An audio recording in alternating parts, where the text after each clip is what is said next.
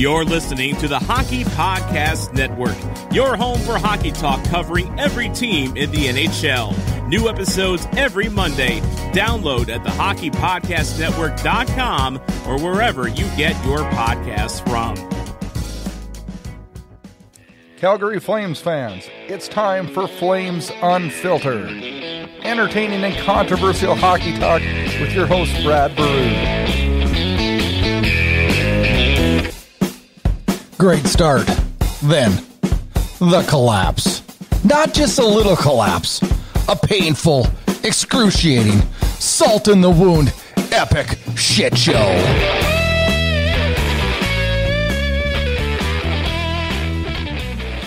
Good evening, Flames fans. Back for another edition of Flames Unfiltered, episode number 69. Recording it Saturday, August 22nd, 2020. Yeah, you guessed it. We should be planning for a Game 7 tonight. I thought we would be, and we're not. I've loved the Flames since 1984. And you know, we've had our ups and downs. I still remember losing 4 straight to San Jose in round 1 of the playoffs in the early 90s after being up 3-0. I believe all 4 of those games were in overtime. It was devastating. I thought it was the end of the world as a Flames fan. Little did I know, only 10 years in, that was going to only be the beginning. I still remember it. And you know what? I know for a fact, 10 years from now, I will know the feeling and remember the feeling very well, unfortunately, how I felt Thursday night. The second I saw David Rittich skating into the net, and I'm not knocking David Rittich. You've listened to the show before. You know I'm actually a David Rittich fan. But I didn't feel comfortable. When I saw him skating in and Talbot skating out, I was scared to death. And then went, goal, goal, goal. I have never felt so much pain as a sports fan in my life. I felt anger, disbelief. I'm not going to lie, Flames fans. I hate hockey right now. I hate hockey. It's going to take a little while. I wanted to watch the Canucks and Blues last night, and I did for a while. But for the first time this playoffs, I just didn't have the heart to spend the night watching hockey. It's 100 degrees outside. I grabbed my golf clubs and I went and I played 9 holes of golf instead. And I don't do well in heat, so for me to go do that, I was just devastated with that loss. Devastated. It's going to take some time. Completely gave us every hope in the world that through the first 8 minutes that this was going to be a good night. And then it all fell apart. And it all fell apart in a way I never thought it would. It'll take a few days. It really will. On this episode, we're going to recap Game 5 and Game 6, as painful, as that'll be.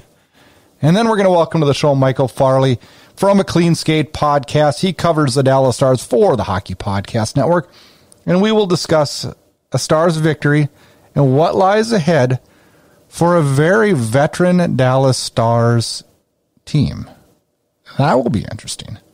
And then our good friend of the show, Auddie James, is back. He joins the show, and it will be entertaining, to say the least. He's as fired up as I am. Believe me. Then we'll wrap with a very abbreviated version of Flames news and a listener question about what is the first thing that needs to be addressed come this offseason. And I guess it is the offseason. Yeah, it's the offseason again. How weird is that to say? Using the wrong tool for the job?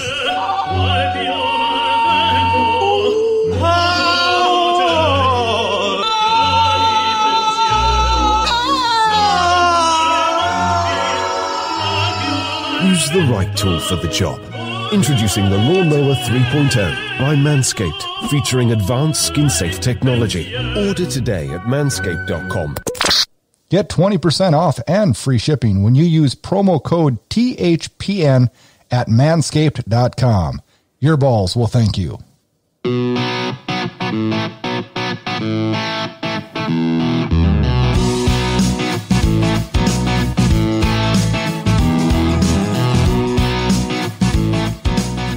All right, Flames fans, time for a little game recap. As we recap Games 5 and Game 6, let's take you back. Tuesday night, August 18th. Series tied 2-2, and this game is an important one. And Dallas gets on the board midway through the first period when Jamie Benn and Tyler Seguin get a 2-on-1 shorthanded. Ben puts the puck in as he crashes into the net. At first I thought, did the puck make it in first? But yes, it did. It is a goal. It is a shorthanded goal. 1-0 Dallas. Michael Backlund, after a post from Giordano that I won't forget that post for a while, and the near goals that Calgary had late in the first, because the first period was not a good period for the Flames at all, especially out of the gate. They were horrendous out of the gate. Michael Backlund does draw to a 1-1 game with just under a minute to go in the period on a really nice shot from the top of the slot. He ties it up 1-1, and we go to the first period break. 1-1, shots 14-7 in favor of Dallas. Second period, in favor of Dallas again. They controlled most of the play of the period. Shots 12-7 in that period. Nobody scores. Then we go to the third period, a period that the Flames really were in control most of the time, but just a minute 12 into the period, John Klingberg scores on a goal from the point that Talbot probably should have had. And I haven't said that a whole lot in the playoffs, but this is one that Talbot probably should have had.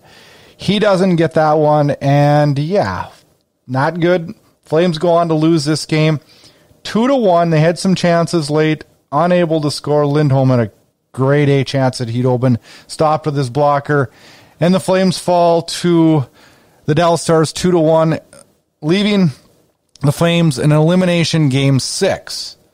And this is the game that, I have not slept much since this game. Calgary jumps out to an early lead, scoring 3:42 in. Andrew Mangiapane, a beautiful tip from a shot from Brody from the point. Lindholm also gets an assist. Calgary's up 1-0. Johnny Gaudreau, just a minute and a half later, scores from behind the goal line, kind of banked it off the goaltender and into the net on the power play. Flames go up 2-0. Less than a minute later, Rasmus Andersson scores on a shot from the... He came in from the point and blasted a wrist shot over the shoulder of Hudobin. It's Flames 3-0, 6:34 in.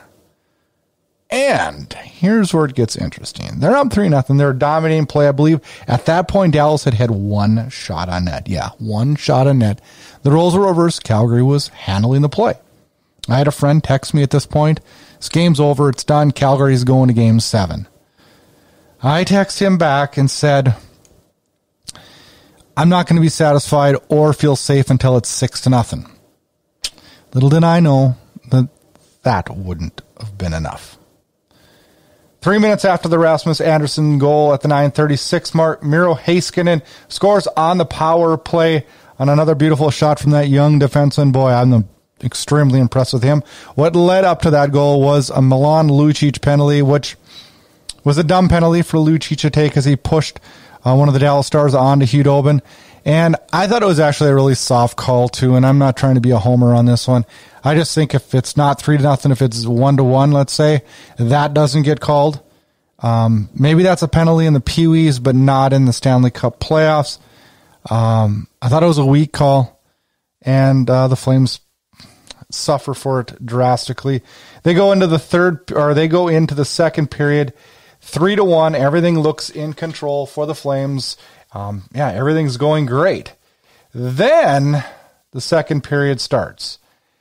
By the way, shots in the first period were 15-5 in favor of Calgary. So, that tells you a little bit about how things went. Then the second period happens, and here's where the nightmare begins. Gurianov scores 59 seconds in. We're 3-2.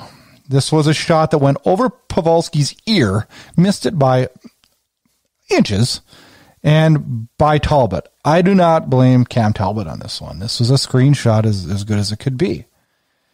Then, 2 minutes later, under 2 minutes later, Gurianov scores again, assist from Pavelski and Lindell. This was one that bounced off, 3 feet and into the net. I don't blame Talbot on this one. It's 3-3. And here's where my heart sank. Jeff Ward gives David Riddick the nod, and David Riddick comes in for Cam Talbot. Just a minute and a half later, I believe it was the second shot that Riddick faced.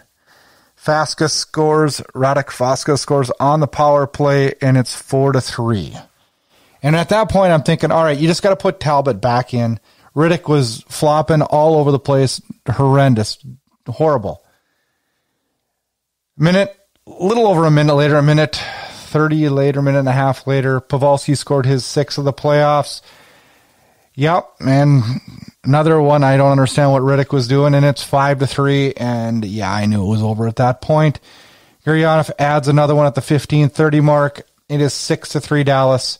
Heading into the third period, shots in the second period, 12-12. Calgary did have their chances, just couldn't find the way on that one.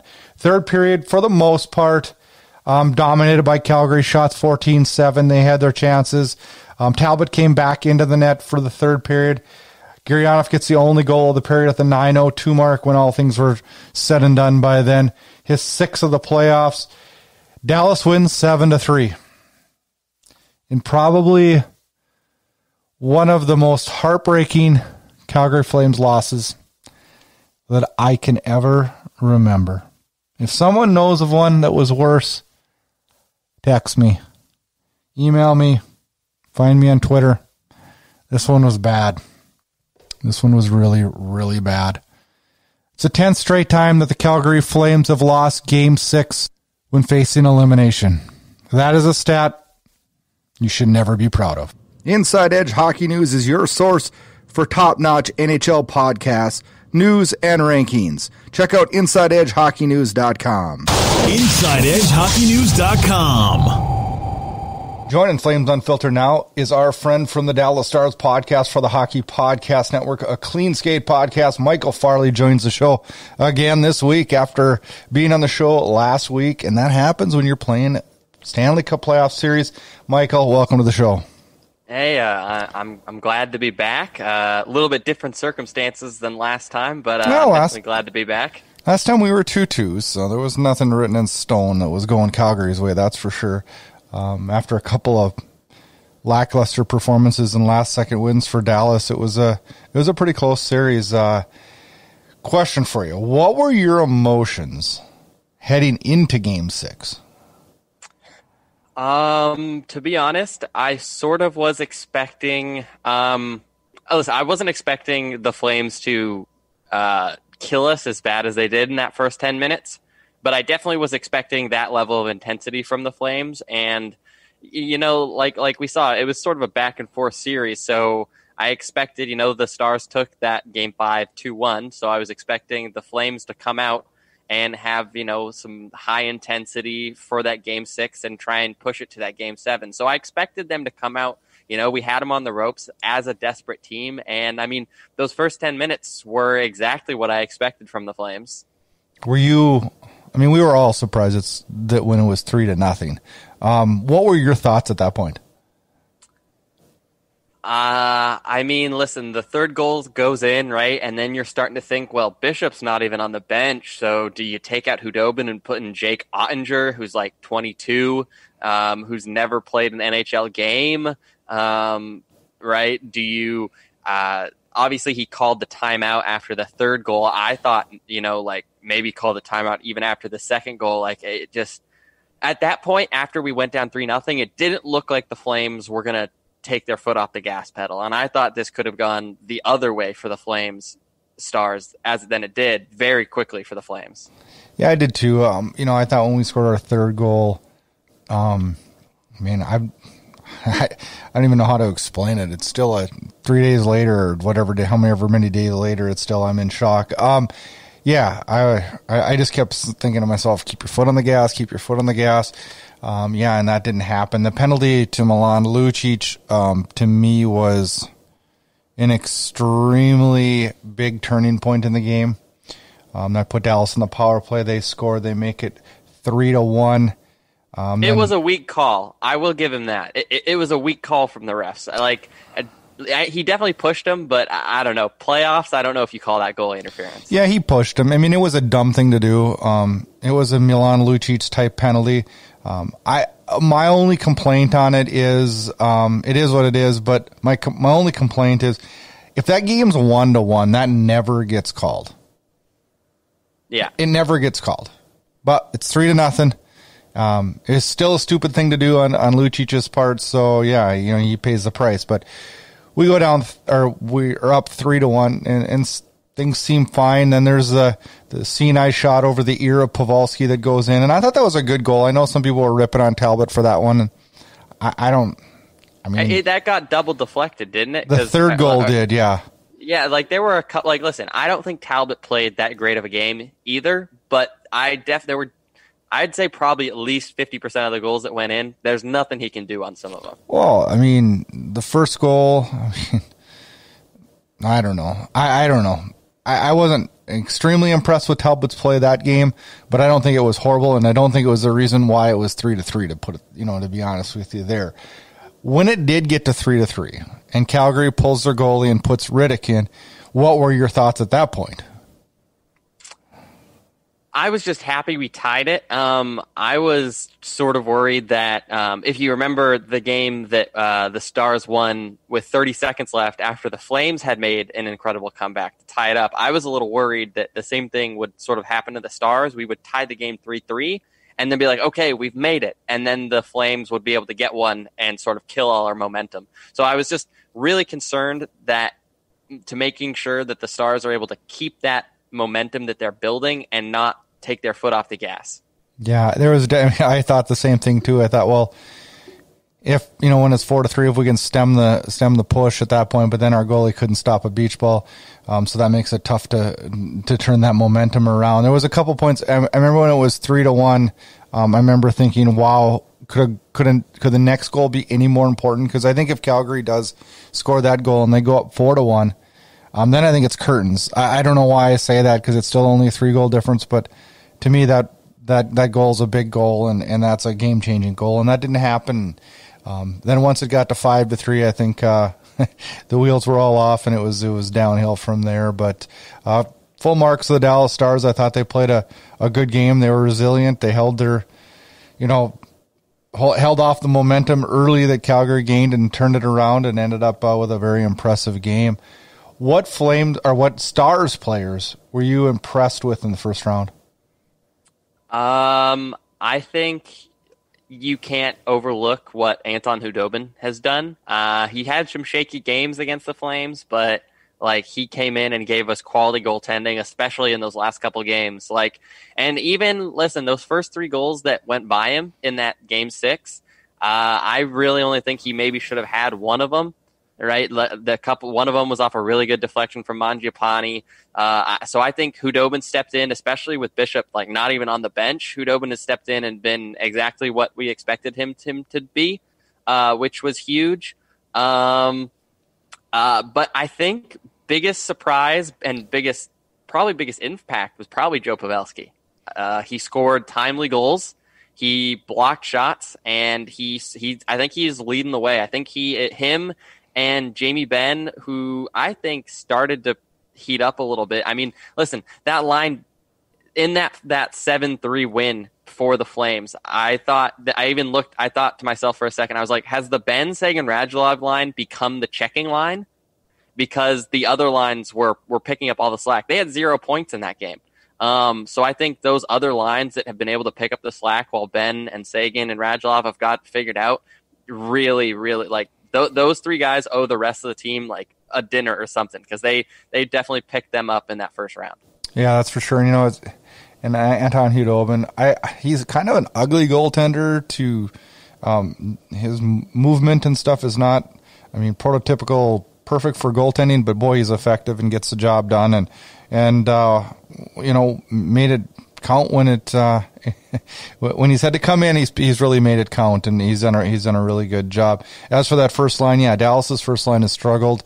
I don't know if that'll change. I actually was pretty impressed with your guys' depth.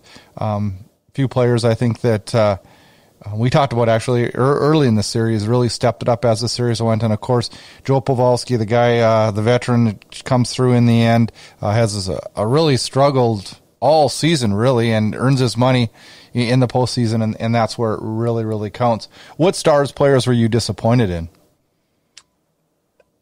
You always expect your top three to give offense. Yeah. Like, I know that they do more than that, and they still provide a lot of energy. And I thought they had some jump, especially in those last couple of games against the Flames.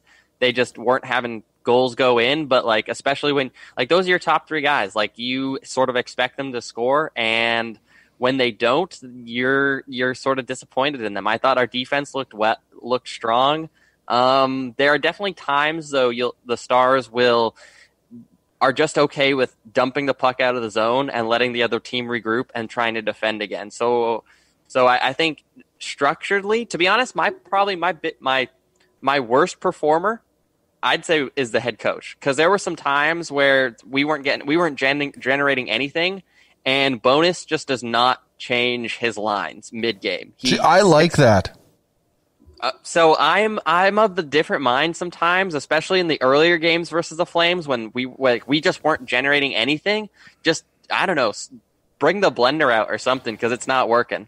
I don't know. See, in Calgary, that's one of my complaints on Jeff Ward, is that he's quick to the blender. And that bugs me sometimes, because as a player, I mean, it's not going to be clicking every single second, but it can change in one shift. And we're never happy as fans, are we? I mean, I get mad at Ward when he hits the blender too quick, and Bonus is more of a conservative style coach, but I get what you're coming from there. But I'm interested, though, because we talked about the Milan Lucic penalty. Mm-hmm. I would say, he set a record for Flames, like he tied a record for longest point streak with the Jarome Iginla in the playoffs or something. I'd say Lucic was a lot more noticeable, at least in these playoffs, than regular season. So looking at it, I mean, listen, I don't think Lucic is going anywhere from the Flames with that contract. Yeah. So how do you feel about Lucic? Like, I thought he had an okay series, but there were moments like I think he took two pretty costly penalties. I think he flipped the puck over the glass later in that sixth game as well, which was a bad penalty to take. So, I mean, I guess, like, how are you feeling with Milan Lucic? Like, what is the plan with that player going forward? Well, I mean, I don't know if there can be a plan. I mean, it's not a player you can escape from. He's got a no-move clause, a no buyout. We're not escaping this contract. As for his play in the playoffs, I thought Milan Lucic was really effective against the Winnipeg Jets. And as that series went, he just became more and more effective. In the Dallas series, I thought he was okay in game one, and I thought he tailed very quickly throughout that series. So we learned a couple things about Milan Lucic. We can have him strong for a few games in the postseason, and then he starts to tail, and I don't know if that's because of being tired or intensity, can't keep that level. We also know that Milan Lucic struggled miserably in the regular season. Probably not as bad down the stretch in the regular season as he did early on. And I think a lot of the credit there goes to the coaching staff and the fact that they've figured out how to utilize him. And I think that's what's really going to be important with this. We're not going to be able to run from this contract. We're not going to be able to hide from this contract. So we need to utilize them in proper situations, albeit the third and fourth line in a checking and in a role that I talked about earlier in the year on a couple podcasts, where maybe you see Milan Lucic for 2 games and then out a game and then in for a game, out a game, 2 games on. Use him against teams where you need that size and strength and where you need his weapons. I think, I'm not happy with having him on the team as far as the contract goes, but I don't know that he's not. I mean, I think he helps the team out in odd ways with leadership and with just some of the odd things that he does on the ice. So I don't think it's a complete loss. I just think that he needs to be utilized effectively down the stretch of his contract. Well, that line of Bennett, Dubé and Lucic, they looked good in spurts. Dubé looks great. Dubé is really fast. He is a spark plug. Well, Sam Bennett and Dubé were they were really, really good in the playoffs. And I thought Dubé tailed a little bit too. He was a little bit more effective in the Winnipeg series and early on in the Dallas series. But you're going to see that from young players, and I expect a bright future for Dylan Dubé. But I noticed, though, especially with like Lucic and some of your guys that are there for the checking roles, is they were trying to. It felt like, especially early in the series, they were able to do it because I don't think the Stars were expecting that level of physicality. But it seemed as the series went on, the heavy hitters for the Flames were just always looking to hit Klingberg or Heiskanen, and they were ready for it, and then they were able to move the puck before the hit. And sort of it takes the checker out of the play almost. So, like, I don't know, it almost seems like they need to be able to pick and choose when to run the guy and when not to. Well, that's the difference. I mean, you pretty much summed up the difference between when you're playing the Winnipeg Jets and you're playing the Dallas Stars. Winnipeg's defense were not as good, and they were not as mobile, and they were not as quick, and they can't kill you on that rush. So that forecheck was much more effective against the Winnipeg Jets. When you're coming in on Heiskanen and Lindell and a good, young, strong, puck-moving, skating core of defensemen that the Dallas Stars have, one that they should be proud of. I think it's probably one of the better defensive cores in the National Hockey League. If they can solidify those final two spots, it's a rocket ship. Sekera did not look good at all. Well, they didn't hardly get any ice time either, and you can't rely on your top four to that level because injuries are going to happen, and that's what scares me coming up here for Dallas. But that defensive core is amazing, and they move the puck so well, and they basically stymied the Flames' forecheck by being so active and moving the puck so well. So then, looking forward to next year, what do you see the Flames doing? I mean, their goaltending, like, I thought Talbot played well. Like, he stole, in my opinion, I think, what was that, game 3? He stole that game for the Stars, or for the Flames. And Rittich, I read a stat, since the bat flip, he's played 12 games, he's been pulled in 3, and he has like an .847 save percentage. So Rittich has, like, he was an all-star, and then he has just evaporated. So what do you see happening? I think, am I wrong in thinking goaltending is your first area to address? No, I think the first area to address, and I've talked about this, is to decide what we're going to do with our coach. I think that's the first thing we need to address. After that, I think you need to address the Johnny Gaudreau, Sean Monahan. Something's got to happen with the core. It's time. I'm tired of hearing about, well, we don't have experience, and you can't get experience when you get knocked out in the first round every time. So we need to figure out a core group of guys that are going to get us through the hump, that are willing to sacrifice and play hard in the playoffs.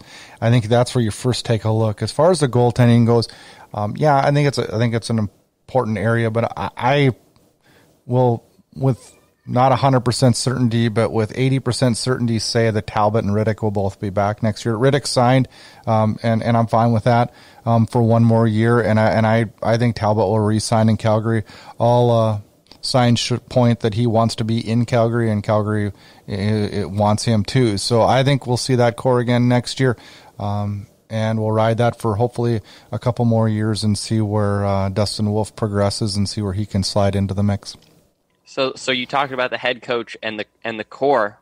What do you think is going to happen? Do you think the head coach is there? I mean, listen, the Dallas Stars and the Flames had sort of similar situations in their head coaching, just sort of disappearing, and that they are having one of their assistant coaches step in to finish the season. And I think I can't speak for you, but I think considering that circumstance, it seems like, I mean, he got them into the playoffs and through I think a decent first round. So what do you see happening then with that head coach? I'm not going to say what I think we should do, because I'm still angry at one of the biggest coaching mistakes I've seen in the playoffs in a long, long time, by pulling Cam Talbot, who has arguably been your best player in the playoffs. So you disagree with that? Absolutely. You disagree with that pulling situation? I thought it was horrendous. As soon as he did it, I thought, we're dead. We're dead. Okay. So I thought it was a horrific coaching error. I think Calgary management will remove the interim tag. I do believe that that'll happen. And I do think there'll be movement up front with, i.e. Johnny Gaudreau being target number one. Man, Johnny Gaudreau not in Calgary. That's crazy to think about. It's not crazy in my mind. So what is a return for a guy like Gaudreau look like? Like, what is a successful return for Gaudreau? Not as much as Flames fans think. I don't know how I can be any more blunt, but I don't think it's very much. Because no team and no franchise wants players that can't produce when it matters the most. Because we're all trying to raise the cup, right? Mm-hmm. Yeah. Well, you need guys that'll help you win the cup. So how much value then do you put on Tkachuk not being in that series? Oh, I think it played a role.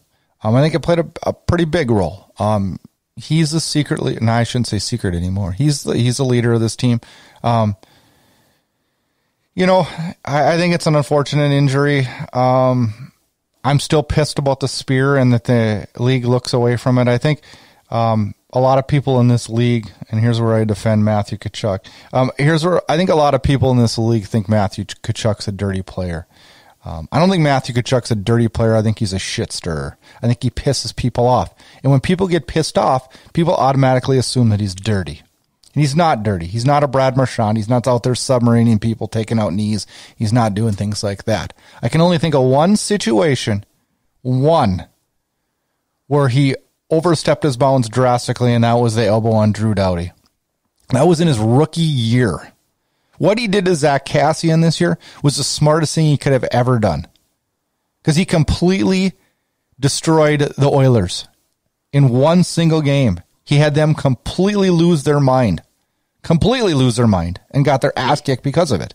He rattled a whole team. I mean, listen, the value of one player that can rattle a whole team is that's an intangible you can't put like a price on. And, is he a prolific scorer in the league? No, he's not going to be. That's not his game. Is he a big, huge hitter? No, he's not a big, huge hitter. He's a smart hockey player and gets under the skin of his opponents. And he's a good team player. And that's what you need. I know you've seen all the clips. What did you think about him up in the press box just like flipping his hat? Like he did not look pleased. I'm sure you were doing the same. He looked just like I did. Yeah. And that means he cares. Mm-hmm. And that means he cares. So do you see, and I know this is a little bit hard to project, but if Gio leaves, do you see him getting the C then? Oh, absolutely. He's going to be the captain of this team. And Gio's not leaving either. I don't think Gio should leave. But, he's the next captain of the Calgary Flames. That's for sure. Can I interest you in joining the Stars bandwagon? No, I'm not joining the Stars. But I have some questions to wrap this with you. Of course. How do the Stars match up against this Avalanche team? Yes, game one, there was actually, I don't know if the league hit the fast forward button and started the next round just like immediately, which was crazy in my mind. But Dallas wins big last night over Colorado, and they take a 1-0 lead. But how do you see the Stars match up against an Avalanche team that's quick, fast, and dynamic? Well, I think first, the fact that they started early, I thought it was crazy that they started a day after, like 2 days after their first round had ended. But I honestly think that worked in the Stars' favor. I do too. The Avalanche coasted through the Coyotes series. Kemper was the only reason the Coyotes had a fighting chance in that series. The Avalanche dominated the Coyotes, and we saw that in those final two games. They beat them 14-2 in 2 games. Like, that's incredible. Like, they killed them. So I think the fact that they were able to turn around and play a day later after the Stars had also come off of a really strong comeback win against the Flames, that the two teams met at like very different points in the playoffs. The Stars were ready for a challenge, and they felt good. And I think the Avalanche went into that game one expecting an easy ride, expecting the same thing that they got from the Coyotes, and they were, I think, rudely awakened in that game one. But the key is, and we saw it in game one, the reason we won, Jamie Benn and that line was able to produce at the same rate as the Nathan McKinnon line. If those two lines can go back and forth and they can even each other out for offense, then it only comes down to the bottom six versus their bottoms, or the depth forwards versus their depth forwards. And we saw last night, we had other than McKinnon scored the only goals, and that line scored the only goals for Colorado. The Radulov-Ben Sagan line matched them for 3 goals, and then we had a goal from Hintz and a goal from Como. So if they are able to continue to produce, and they looked fantastic last night, that's what we're going to need to win. Yeah, it was a good performance by the Stars last night. Couple quick questions, and then I'll let you get on with your day. Will Ben Bishop go back into the net when he's healthy? I don't see how you just do that. I don't think if he's healthy and ready to go, I don't think you just throw him in there because he's healthy. Like, Hudobin's played well. So you just shorten the leash then? I think so. I think I went on After Hours last night, and I talked with the Offside by a Mile boys last night after the game as well. And we sort of had this theory that, like, obviously we don't know really what's up with Bishop, and Bishop has obviously injury issues, so he's probably actually injured or not feeling well. But I just wonder if, like, he's not feeling great, but he's not actually injured. So if the Stars falter a little bit, like we saw early in the Flames series, we weren't sure if Bishop was going to go in, and then they lose game 1, they barely win game 2. And then Bishop comes in game 2, I believe, and wins it. I don't think Bishop looked very good in that one game, but I think that's like almost potentially, this is all a theory, that Bonus is like big braining this whole thing. He is just going to throw in Bishop if they need it. That's the ace in the hole. If the Stars start to shake a little bit, Ben Bishop in net. Yeah. But I don't think if he's healthy, you just throw him in because he's healthy. Hudobin's been the starter and he's played well. He's earned that spot. Yeah, I think you got it right on the money there. 2 quick questions. I want quick answers. Prediction: Avalanche Stars. I'm going to say Stars in 6. I'm never betting against the Stars. Last question: with Dallas being the oldest team in the playoffs, is this Dallas's last kick at the can? No, I'm saying no. Mm-mm.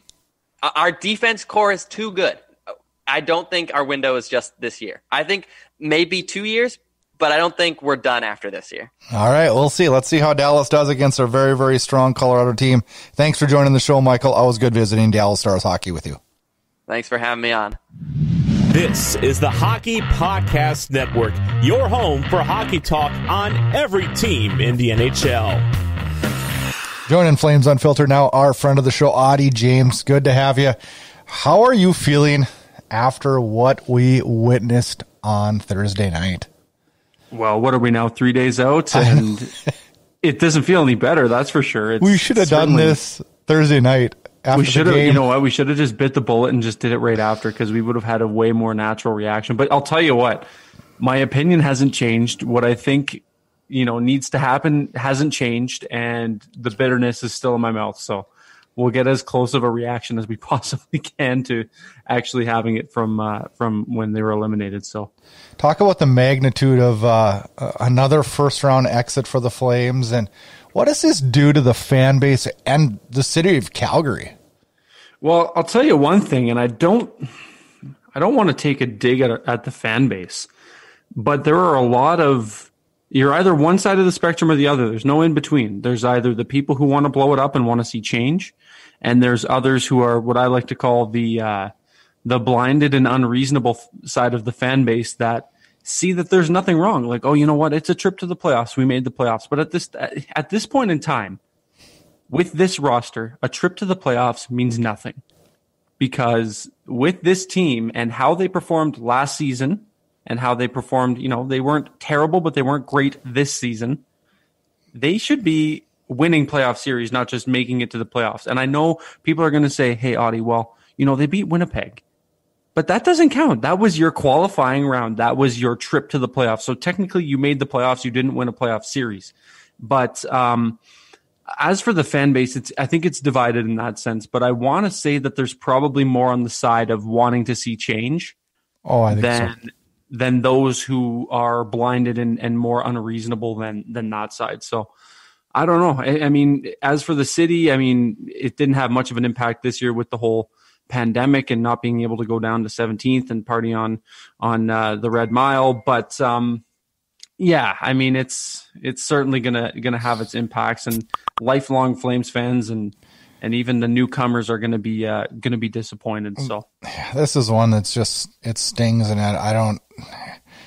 This one's going to take all offseason to get over, and the sad thing is we don't have a whole lot of offseason here. So, I mean, that's probably a good thing for us Flames fans, so we can get right back at it and get going again. But let's talk a little bit about Game 6 so we can finally get this out of our system. Your feelings heading into Game 6? Well, I'll tell you, it was nerve-wracking. I know we were going back and forth, and even on Twitter between the people that follow us and all that, we were kind of all in the same boat. It was a do or die. It was a must win. Hopes were high because I didn't want to give up on this team. I wanted them to find that next gear. I wanted the top line to find their rhythm. I wanted them to get back to that peak form that we know that they can play like. And I wanted to give them the benefit of the doubt. So I was excited. I was hopeful. And to start Game 6, we saw what I was anticipating, what I think most people were anticipating out of this team, a do or die, resilient style and brand of hockey. And seeing it wither away in front of us the way it did was heartbreaking. It was devastating. It was every name in the book. It was not fun to watch. But yeah, I mean, like, I feel like you and I were of the same opinion. We didn't want to give up on this team. I just certainly didn't want to give up on this team because I know they have the potential, and you know, I just wasn't ready to see it end. I kind of actually, surprisingly, after how frustrated I was after Game 4 and Game 5, I actually felt halfway confident the night of Game 6 that we were going to win that game and force a Game 7 from there. I really didn't know what was going to happen, but I kind of thought we would, and then we go up 3-0, and me and you were messaging each other, and we were in a happy shock. I don't know if that's the word to use, but yeah, I felt like all systems were go. I thought things were, I mean, could you script it any better, really, to start? I mean, not really. No, it was perfect. It was your typical Game 6 elimination game response. You know what I mean? Like, that was the way that they probably drew it up, and that's exactly how they wanted to start. And you actually put an interesting comment back to me, which I agreed with, which said, you know, I'm not going to be happy until this is a 6-0 game, or I'm not going to be feeling comfortable until we get like a 6-0 lead. And little did I know that wasn't even enough. That wouldn't have been enough. Yeah, exactly. Yeah, you came back to me after and said even if they did, it wouldn't have been enough because we all know how that game ended. But yeah, I mean, there's not much I can really say. I'm disappointed. I want to sound off, but I'm sure we'll get to that in the next few minutes here. So Lucic takes a penalty, which results in a power play goal to put it 3-1. I see that as like the biggest turning point of this the second biggest turning point of this. I thought the penalty was soft at best. I still think it was a stupid play on Lucic's part, but I will go to my grave believing that it's not why we lost the game, but if that game was 1-1, they don't ever call that a penalty. No, I totally agree. And something that I pride myself on is being pro-ref. And I know a lot of people are not pro-ref like I am. These people are human. They make mistakes, but at the same time, accountability needs to be held when a penalty like that is called. It was very soft, very borderline. I don't think that it was penalty worthy. If you go back and you look at some missed calls that could have been and should have been penalties, I think you take your losses at that and just call it a scrum in front of the net. But yeah, that was really the turning point, was that first Lucic penalty. And then, you know, the Stars score on that. Their power play was good pretty well all series. Whereas the Flames, I think they were 28% or something in 16 or 17 power plays throughout the whole first round. But yeah, that would have been the turning point. And I think that everything from there just kind of went down. Well, obviously it wouldn't even be a thought. It would be a certainty that, you know, things went downhill after that first power play goal. Just lots of little mistakes, things that we saw night in and night out, and the losses that they had throughout the play-in, throughout the first round, like the same things. They're an easy team to learn. And when you're playing a team in 7 games and you can catch on to their system so early the way that Dallas did, that's going to be the end result. So Dallas scores to make it 3-3. I believe it was a power play goal. Yes, another Lucic penalty, actually. And Jeff Ward decides to pull Cam Talbot. What was your first response? Yeah. So I wanted to give the benefit of the doubt again because, I'm too nice to this team. I wanted to give Jeff Ward the benefit of the doubt. At that point, Talbot had let in 3 goals on 8 shots. Now, I think that most reactions would be to at least call a timeout, get your game plan together, draw up the X's and O's, have a word with Talbot and say, hey, man, look, like one more and we got to make this call. But I don't even think they were on Talbot, though. I mean, the one goes over Pavelski's back. I mean, that's complete screen. The other one hit 3 skates on the way in. Like, I don't know. I mean, was he playing great? No, but it's not on him. And putting in David Riddick, who I was questionable about to begin with anyways, who hadn't played a game since February, who had 30 minutes in a preseason game before this tournament started, to put him in, that single-handedly ruined the chance of a Game 7.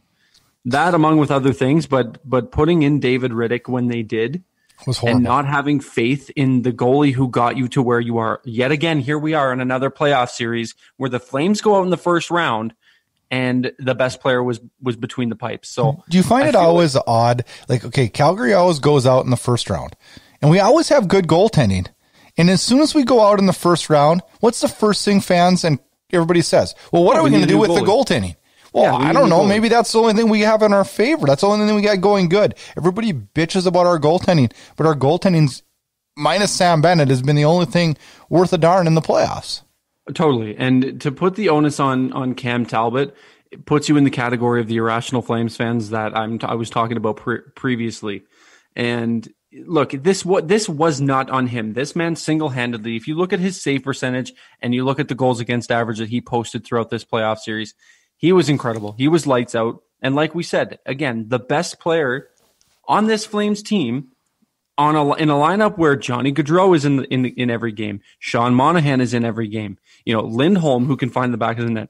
The best player was between the pipes, a goaltender who was thought to be a last resort when they signed him almost. You know what I mean? Like a guy who didn't have the greatest tenure in Edmonton and people were kind of writing him off. And sure as shit, here we are talking about how good he was and how he was the best player in this playoffs. So it's frustrating because not everybody thinks the way we do. People and I pinned it on Riddick a little bit there but at the end of the day, I don't really think it was Riddick's fault. He was thrown into a situation that he should have never been in the first place. So I put that back on the coach 150%. So I was maybe a little bit too harsh on Riddick when it was happening. I was too caught up in the moment, a little bit too emotional. But I put this back on Jeff Ward 150%. Absolutely. And you and I are going to share the same opinion that this man will not be behind the bench with a head coach tag after this performance. I don't think he should, but why do I get the gut feeling that he will be? You know what? I wouldn't be surprised to see it, but I don't think it should happen. I don't either. The market of coaches that are available right now. But Calgary never wants to spend money on coaches. That's the problem. Don't you think that's part of the problem then? Well, and it was funny. I was listening to the Fan 960 the other day, and they were saying that, they don't want to spend any money on coaches. That's the way this ownership group has been since day one. They are not going to put money on coaches. And I'm sitting there thinking to myself, well, we're not winning. I mean, don't we need to change something? I'd rather skimp on something else and at least give a go with somebody. I'd love to see a Gallant come in or something like that. Totally. But, just to see what would happen at least. But I don't know. I think the guys were right though. I don't think they're going to, I think the interim tag will be removed. I really do. Which is unfortunate. And I don't think the staff behind him is the greatest either.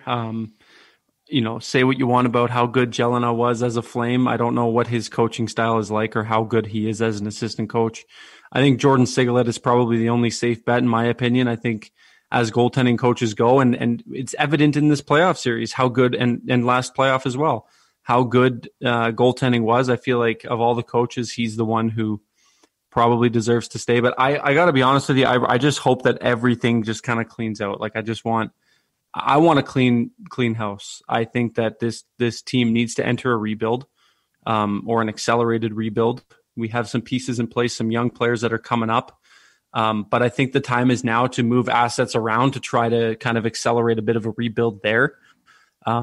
The only problem is I don't think you're going to be able to get what you want for certain players, which is no fault of anybody other than the GM for not moving them sooner. That's the kind of the way I look at it. But so, we talked about David Riddick, and I just want to bounce back to that real quick.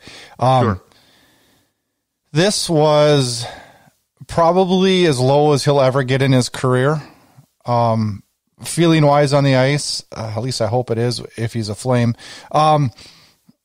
Is this an outing that can ruin a career? That's a good question. That's a really good question. I don't know if it's an outing that could ruin a career. He hasn't had much of a career to begin with. Keep in mind, this man did represent us at the All-Star game this past season.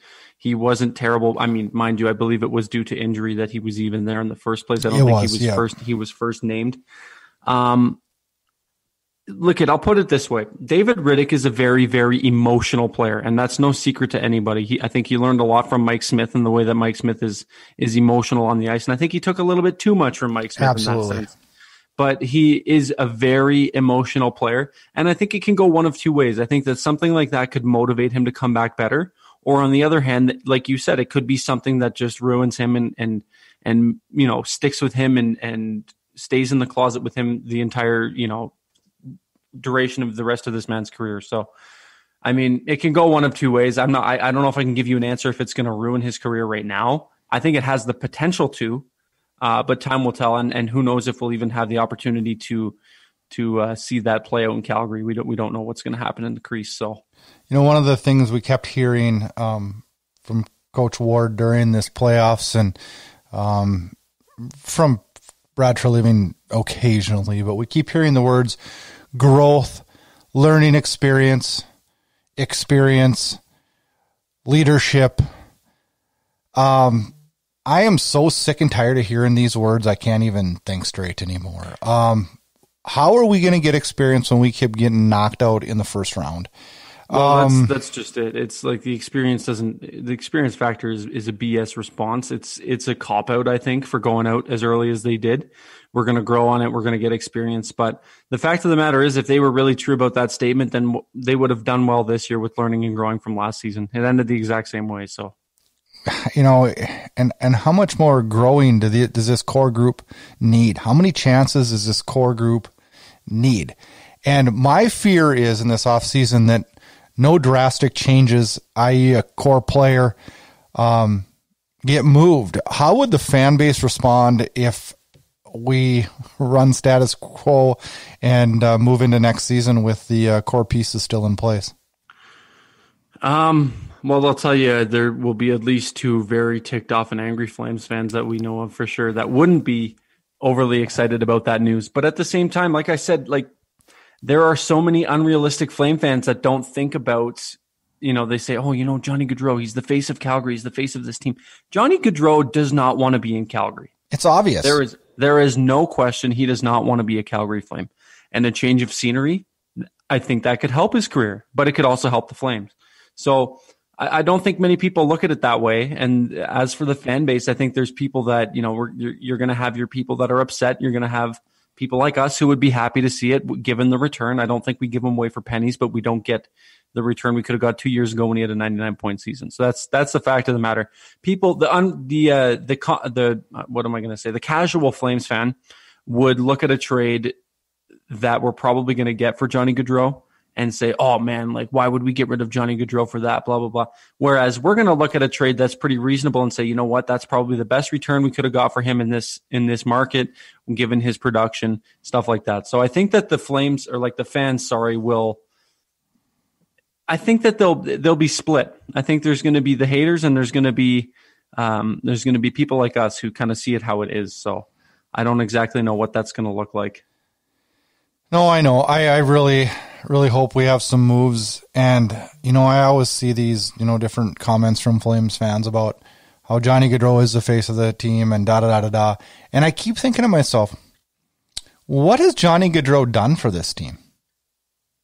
Nothing.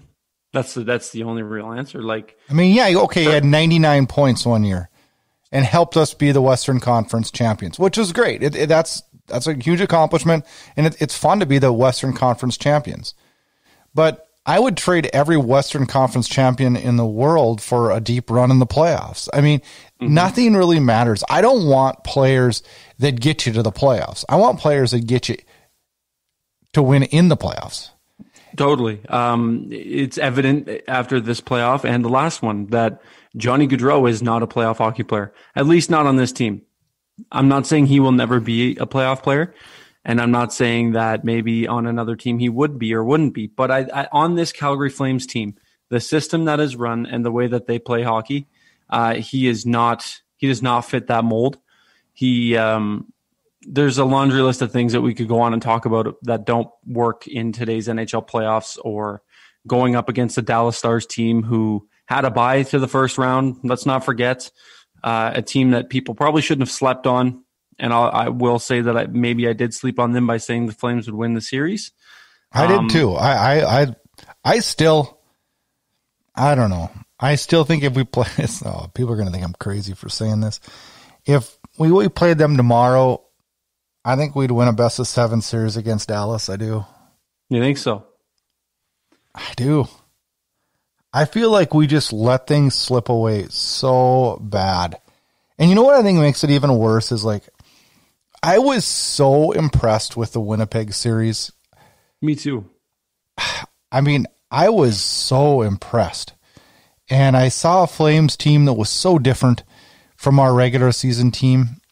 A team that disappointed me this year, quite honestly. I thought it would be I thought last year's loss to Colorado would just completely tear through that locker room and piss people off so badly that we would just be a force to be reckoned with this year. And I thought our regular season was awful, filled with, you couldn't, they'll probably make a HBO series on this season with all the turmoil and the garbage that we saw. It was just a disastrous season. And then we come back and play that strong against Winnipeg, and my hopes went skyrocket. And I'm the same as you. I wanted Dallas. I thought that was I didn't think it was a great matchup in the fact that we've traditionally kind of struggled against Dallas. But I looked at that team as being an older team and a team coming off meaningless round robin games. And I thought, hey, we can jump on these guys right away. And we did kind of in the fact that we won game 1, but then we let game 2 slip away. We kind of let them realize that, hey, this is playoff hockey. And they got all systems going for them. And it evened up the series a little bit. But I thought we would beat Dallas, and I'm surprised that we didn't. For sure. And one of the first things that I thought about before going into this series was you need to shut down Miro Heiskanen and John Klingberg. And little did I know that Jamie Alexiak would emerge out of the darkness too, out of the shadows, and be a force to be reckoned with as well. Let alone Dennis Guryanov in Game 6. We're not even going to go and talk about that. But the thing is, I said it from the start. You got to shut down Klingberg. You got to shut down Heiskanen. And this is a legitimate statistic. They were on the ice for every Dallas Stars goal this playoff or this series against the Calgary Flames. Heiskanen or Klingberg was on the ice for every single goal. And if that doesn't tell you about how you have to shut those two down and not collapse in your defensive zone and put pressure towards their blue line, then I don't know.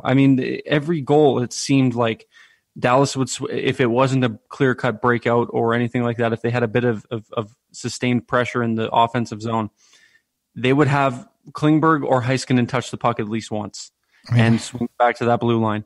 And the amount of space that Calgary gave Dallas, there's no, I wouldn't have even been surprised if these games went 8-2 or 9-2 in favor of Dallas for how much space they give and how much traffic they put in front of Cam Talbot and how many bodies there were in front of Cam Talbot, giving opportunities to let hit 9 skates on the way in when a shot comes from the blue line. So, that's just one of the things that just boiled my blood and grinds my gears. But You know, I looked at this in the Winnipeg series, and I thought one of our keys there was their defense was slower and not as quite as mobile, and we were able to get in on the forecheck and pound some bodies and create offense off of that.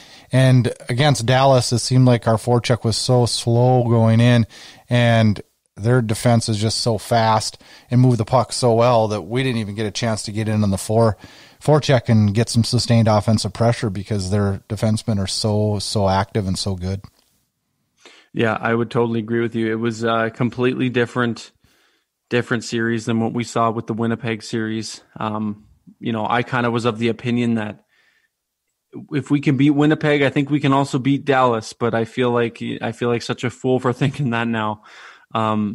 It was a completely different series, you know, and the craziest part is their top line wasn't even like the most productive. No. You know, you saw goals and contributions from everybody on all four lines.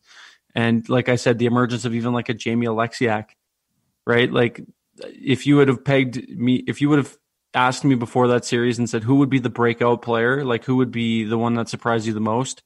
I would not have picked Jamie Alexiak. I wouldn't have either. But he played a heck of a series. He was very, very good.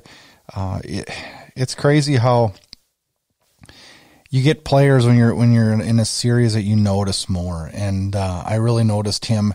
And I thought that as strong as Calgary's bottom six were in the Winnipeg series, I thought Dallas's bottom six were really good for them in the Calgary series. And I don't know, disappointing. I think another thing that, you know, frustrating is when you we for the most part held Sagan off the board and Ben off the board, and then we get all that back end scoring from them. It's crazy how active their D is and how good a job they do offensively and create so much offense for Dallas, a team that struggled miserably scoring goals all year long. And I thought, hey, this is just what the doctor ordered for the Flames. We can, you know, win some 2-1 games and stuff like that, and Cam Ward can carry the weight. But no, it didn't happen. Their defense was active. And in Game 6, I thought Calgary's defense was much more active than they were in the previous games, and that was one of the reasons why we jumped out to a 3-0 lead. And in today's day and age, I think you have to have fast puck-moving defense, and we need to take a look at our D-core and make sure we can have some of those young defense. And maybe if Valimaki steps in and plays a big factor, and I think he will. Totally. And, you know, I'm going to hate to say this, but I'm actually going to really hate to say this, but TJ Brody wasn't terrible. He actually, I thought he was good. I think he played a good series. Yeah, I thought he was good. And you know what? I don't know if it was the fact that he was picking up for Giordano, who was unimpressive through even the play-ins. I wasn't impressed with the play of Giordano. I think you and I were going back and forth, and I said, trade Giordano, and you're like, whoa, take your foot off the gas. Maybe we just need to give him less minutes. And I'm like, you know what? That makes sense. Maybe second or third pairing minutes. But yeah, if you do, you put him on. I think if you put him on a second or third pairing, think about what that does. That poor guy, he's older, and he plays literally against the top guys every single night, 20 plus minutes. Like we don't need to get rid of Giordano. We don't need to freak out on him. We don't need to drop the hammer on him. We got bigger problems. I think that we need to back him up a little bit and not have him play against, you know, top end minutes all the time. It's time to utilize Rasmus Andersson. It's time to utilize, you know, other defensemen and move them up the depth chart and slide Giordano back and think about how deep we are if we can develop some top end defense and have Giordano on our third pairing. Think about that. That's true. No, and like I said, I was emotional in the moment kind of thing, and I'm glad you knocked me down a bit to kind of see it more clear. I was on that spree where we were going back and forth. I'm like, trade friggin' Giordano, trade Monahan, trade Gaudreau. But yeah, it's man. There's a lot of things that need to change. There's a lot of things that need to come in. There's a lot of things that need to go. So, I mean, ideally, I think the fact of the matter is too, Brad Treliving is on thin ice. He needs to make this team a winning team, I would say. He was on thin ice before he signed that extension. Do you think he gets fired? I would not be surprised if he did get fired. See, I would be. I would be. You think so? Yeah, just because the ownership group just gave him the extension. Well, that's and true. You know how this ownership group is. I think Brad Treliving's going to get one more kick at the can. Now, I do think he's going to need to to make some big changes. And I think that's what's good. I'm glad that this is his last kick at the can per se, because he is gonna make moves. I believe. I really do believe that. They force his hand because he knows he's something nice. They're probably gonna tell him, like, look, man, like, something needs to give here, and that'll force him to go out and make some deals. And maybe an aggressive Brad Treliving is what we needed, and maybe that's something we haven't seen from him. But I would be more than happy to see that from him. Is an aggressive in free agency, aggressive in trading, and I don't know if there's going to be a fire sale per se, but I could expect some big moves from him, and I'm sure that there's other GMs around the league that see some pieces that could fit their roles. So, at the end of the day, he's a smart guy. He's a businessman. He's a hockey guy. He knows what he's doing compared to you or I. So I'll leave that to him. Huh? We hope. Yeah, I hope so. So we'll see what happens. So what Flames player do you think had the best playoffs? Who was our best? Samuel Hunter Bennett. Yeah, me too. That's what I had down to. And obviously we both said Cam Talbot was very, very good. But yeah, Sam Bennett just, I don't know, 50 man. Hits. That guy was 50 hits in the Dallas series. He was like just a man possessed. Like you couldn't stop him. And the thing about the way he was playing too was he was great on the puck. Like every time Sam Bennett had the puck, I felt comfortable, which I totally did. I never felt before. And you know what? He has his classic offensive zone penalties too. He had a couple of them in this both series. I think it was 2. The whole time. We didn't have those stupid penalties either. We just had that guy just didn't back down from anything. And you're right, when he had the puck, it was like something's going to happen good. Mm-hmm. He was great. He was outstanding. And I think it doesn't go without any question, or it goes without question that, he was the best player aside from Cam Talbot. And the amount of comfort I had when he made a zone entry, or when he would pull up at the blue line with the puck and wait for the guys to come in and make a pass and create a play. I'm like, this Sam Bennett is the Sam Bennett that Flames fans have been waiting for. And if anything comes from this loss in this series, it's hopefully that Bennett stepped up and this is the kind of game we can expect from him going forward. Because if that's the case and they can make some moves and bring some pieces in, then watch the hell out, man. Oh, I love the way he played. How much did we miss Travis Hamonic? A good amount. I know. A good amount. He's a shot blocking machine. I wouldn't say he's like superbly defensively sound, but he provides that stability on the back end that was missing. His size and his grit as well against the likes of a Klingberg, who's not a small guy, and Alexiak, who's, obviously he's like 6'6" or some stupid like that. But more than just that, his shot blocking ability, his, transition game, I think was good too. And that's all the key pieces that was missing. I know, in that series against Dallas. So I think he was heavily missed. But again, I'll never hold it against him because everything that's going on, that all comes first. And do you think he re-signs here? I would like to see it. I don't think it happens. I don't think it's going to happen, but I would like to see it. I don't even think he's going to play next season if things keep up the way it's going. But if he doesn't play next season, he might as well just retire, because you're not going to take a season off and not play and come back. This league's too fast. He's not. It's true. He's not 22 years old anymore. He might as well retire then. I'd like to see him come back. I'm a huge Travis Hamonic fan. I thought he was the heart and soul of our team for a lot of the last 2 years. I mean, he'll do anything for his teammates. He'll go to bat, and I'm a huge fan. There was a little controversy in the post game when Jeff Ward said that he wanted to put Talbot right back in, but Talbot had an equipment issue.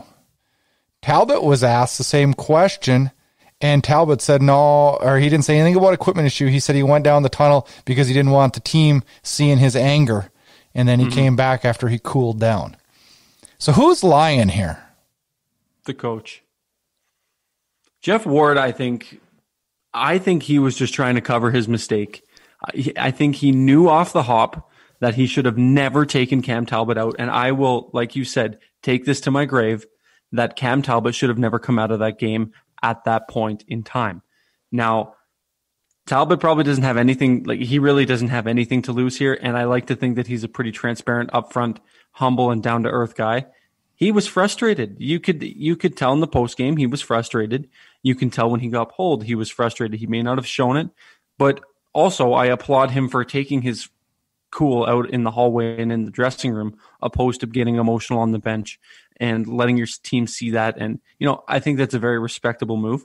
Mm-hmm. But I think that Jeff Ward is the if we're playing Clue, then I'm going to the pool to make my accusation that it was Jeff Ward. So I'm with you on that. And I was listening to the post game and I heard that. I'm like, what? Like, that does not make any sense at all. Like, you just contradicted your goalie. And I'm like, I don't know. It just seemed to me like he was trying to cover his glaringly huge coaching error. Have we big time? I don't know. Me and you've watched a lot of Flames games, but do you ever remember a coaching error that stood out so blatant as that? Oh, I don't. There were a few with Hartley, but nothing at the magnitude of this in such a pivotal game. This might be the worst coaching decision in recent memory for Calgary. So I don't know. I mean, I really hope that has a bit of an impact on what happens with this coaching staff, because I really would like to see, like you said, a Gallant or a Laviolette or, likes of, there's a bunch of coaches out there looking for work. And I would imagine that there might be more. So, I mean, I would like to see a change of scenery with a new legitimate coach. Yeah, it's another heartbreaking loss. And I can't believe that we have to go through this again this year, but we do. But, me and you did talk after the game on Thursday night, and we both agreed that, maybe this will be a blessing in disguise in the fact that we both have always agreed this probably isn't the core that's going to win us a Stanley Cup. So definitely not. Maybe this is a blessing where we can make some moves, make some changes, and maybe bring in some guys that are willing to lay their body on the line in a playoff series and win us a Stanley Cup. So maybe this all comes around in a positive way. For sure. And that's, I think that as it stands, like, that's the best line of thinking to take this as a Flames fan, instead of being so negative. And, we have had our negative moments, but I think every fan base or every fan needs to get rid of that negative thought and move on. But the quicker we move on, the easier it's going to be. I have a lot of faith that things will get turned around. I think that there's too much pressure externally to make changes happen that we're not going to see. Like, we're not going to see anything. You know what I mean? Like, the likelihood of not seeing anything is pretty slim compared to making some key changes. So I don't know what that looks like. I'm excited to see what happens. I would have loved to see a Stanley Cup this year, but at the end of the day, this team would have got slaughtered by Vegas or Colorado or whoever they were going to have to face somewhere down the line anyway. So maybe it was a blessing for that, in that regard, that we got it out of the way quicker, and maybe less hopes up kind of mentality. But I really do hope that this sparks some change, and that's what I'm looking forward to the most, is to see some legitimate change within this organization and the system. Yeah, I think we're both hoping for the same thing in an abbreviated offseason, which we go into as we roll through the offseason here on Flames Unfiltered. We're going to be doing episodes featuring a roster restructure on what we would like to see happen, and Auddie's going to join some of those episodes and put in his thoughts and opinions on that too. We appreciate you coming on the show again. Make sure you check out his YouTube page. He's got great stuff. By the way, I wanted to mention you did your live watch viewing party the other day, and that was a lot of fun to listen to you while we watched the Flames game, and hopefully we'll see that again, Auddie, next year. But make sure you go to YouTube and look up Auddie James and give him a follow and a subscribe, and always good stuff on there, always fun to watch. Your new videos that you have out all the time, they're always good and entertaining. And we appreciate you coming on the show again, and now we can enjoy off-season number 2, I guess. Yeah, we certainly can. And I appreciate you having me on, as always, and it's always good fun. So let's see what this offseason brings. And again, thanks for having me.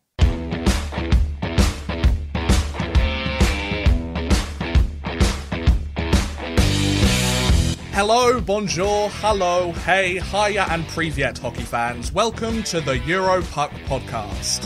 The show where two blokes from Blighty talk about everything to do with European hockey as part of the Hockey Podcast Network. From the Russian KHL to the Swedish Hockey League, the Finnish Liga to the Swiss National League, the British Elite League to the Alps Hockey League, we talk about anything and everything European hockey.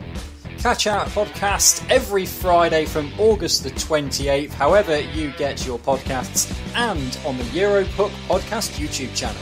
The Europuck Podcast, giving you guys European hockey. Okay, Flames fans, time for a little bit of Flames news. Yep, it's an abbreviated version of Flames news because there isn't a lot of news coming out of Calgary yet with the loss being so fresh. I'm assuming news will start dropping quickly as this is going to be a busy offseason for the Calgary Flames. The news we do have today is the Flames now have officially been awarded the 19th overall draft pick in the 2020 NHL draft. That draft will take place October 9th and 10th. We will preview that in upcoming episodes and also talk about who should be drafted to fill the needs that the Flames have in their prospect pool. I always like the draft. I like talking about the draft. That lies ahead in upcoming episodes. On to our listener question of the week, and this one comes from Joey Prescott. He sent it in via Facebook, and his question is, what is the first priority area that needs to be addressed this offseason for the Flames? And I thought a little bit about it, and boy, a lot of things raced into my mind because I think there's a lot of things that need to be addressed. This is going to be a busy year for the offseason, but I think first and foremost, the first thing that needs to be addressed by ownership is Brad Treliving still your guy? After that's determined, then we need to finally determine if Jeff Ward should have the interim tag removed and if Jeff Ward is the guy for the Flames as their head coach moving forward. I'm not going to give you my decisions on either of those two right now because I want to talk about it in some upcoming special episodes we have planned. But I also think it's a little bit too early, too fresh after a devastating loss for me to make a decision that's going to be a smart decision. But yes, to answer your question, Joey, the general manager and coach should be the first thing addressed. And I'm assuming that that'll probably be addressed in the next 3 weeks. Get all your Flames Unfiltered podcasts, team news, team updates, and highlights at flamesunfiltered.com. Time for the game preview section of the show, and there is nothing to preview. I thought for sure tonight I'd be getting ready, getting pumped to watch a Game 7. I did, but there isn't. So it's time to look ahead to the 2021 season, and we're hoping that the NHL gets going with an early December start. That's the plan as of now. We do have the draft to look forward to, as I mentioned earlier. That's on October 9th and 10th, and then free agency. This summer is going to be a very, very active summer for the Calgary Flames, and one where there's going to be a ton of news. The show's going to be busy too, and yeah, as much as I want to run and hide from this team right now, Flames Unfiltered will be back next week. Now, next week, we're going to talk about all kinds of different things in the show, and we're going to grade the postseason and the regular season for each player and talk a little bit about what player grades we should be giving out. Then Flames fan Noah Adler is going to join the show, and he's going to give his take on a look back at a wild and crazy Flames season and what he thinks were the main things that went wrong this year for the team and what needs to get fixed this offseason.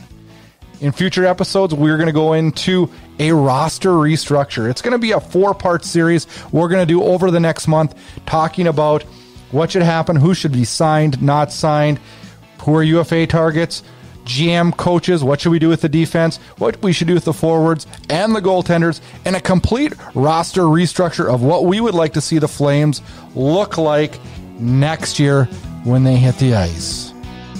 The off-season is here. There's still lots to talk about on Flames Unfiltered. Again, thanks again for listening to all of the shows this season. It's been a lot of fun bringing them to you. A big thanks to the Hockey Podcast Network for having us on their program. It was our first season. It was a lot of fun. It was a learning experience.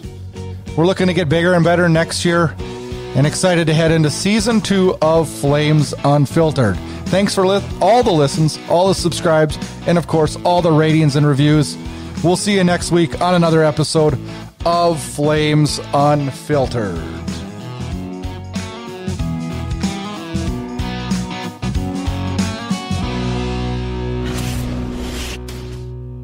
Connected, Flames Unfiltered can be found on Twitter @FlameUnfiltered. And also make sure you check out our Facebook page @FlamesUnfiltered.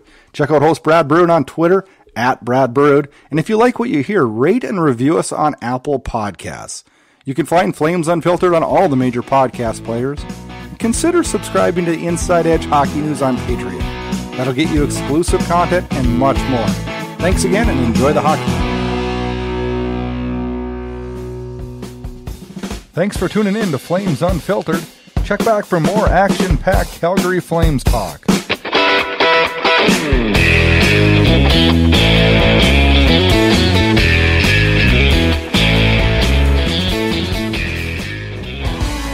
You're listening to the Hockey Podcast Network, your home for hockey talk covering every team in the NHL.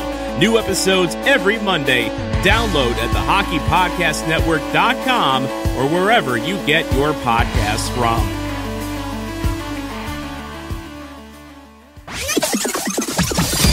This has been a production of Inside Edge Hockey News Radio, brought to you by the Hockey Podcast Network.